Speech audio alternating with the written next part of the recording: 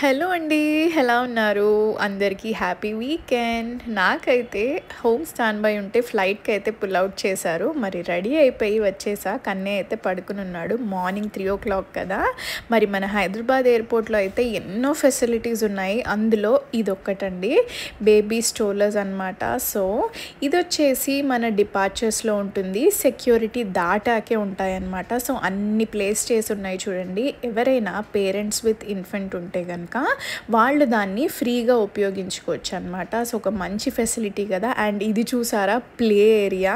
So, play area కూడా కొత్తగా పెట్టారనమాట డిపార్చర్స్‌లోని. మన గేట్ నెంబర్ 3 అండ్ 4కి మధ్యలో ఉంది. అండ్ చాలా ఉన్నాయి అక్కడ ఆడుకునేవి. అసలు భలే ఆడుకుంటున్నారు పిల్లలు. నేనైతే ఈరోజు ఫస్ట్ టైం గమనించాను. కొత్తగా పెట్టినట్టున్నారు. సో, మంచి టైం పాస్ అనమాట. ఎవరైనా కిడ్స్‌తో ట్రావెల్ చేస్తుంటే గనక పేరెంట్స్ అక్కడ మంచిగా కిడ్స్‌ని ఎంగేజ్ చేయొచ్చు.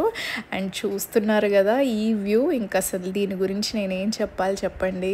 ఆల్రెడీ చాలా టైమ్స్ నేను ఇట్లా పోర్ట్ బ్లేయర్కి అయితే ఆపరేట్ చేశాను. అదే అండి అండమాన్ అండ్ నికోబార్ ఐలాండ్స్ అనమాట. సో, అక్కడికి ఈరోజు నా ప్రయాణము. సో, పైనుంచి చూస్తుంటేనే ఇంత బ్యూటిఫుల్గా ఉంది. ఎప్పుడు వెళ్తానో ఏమో వెకేషన్కి నాకైతే తెలీదు. అసలు చూడండి అదేదో పెయింటింగ్ చేస్తే ఎలా ఉంటుంది, అన్ని కలర్స్ ఉన్నాయి. Sky blue, white, light pink, అసలు ఎన్ని కలర్స్. అండ్ వాటర్ అయితే ఎంత క్లియర్గా ఉందో. నాకైతే ఇలా పోర్ట్ బ్లేయర్కి ఆపరేట్ చేసినప్పుడల్లా అనిపిస్తూ ఉంటుంది ఎప్పుడు వెళ్తానా నేను వెకేషన్కి అని. చూద్దాం ఎప్పుడో అప్పుడు కుదరకపోతుందా. సో, పోర్ట్ బ్లేయర్కి అనమాట ప్రయాణము. జస్ట్ 2 సెక్టర్లే. ఇలా పోర్ట్ బ్లేయర్కి వెళ్ళి తిరిగి వచ్చేసాను. అండ్ కన్నయ్య మా ఆయన వచ్చారు నన్ను పికప్ చేసుకోవడానికి. సో, ఇంకా ఇంటికి వచ్చేసేటప్పుడు వేడిగా ఉంది కదా, ఒక జ్యూస్ అయితే తాగా.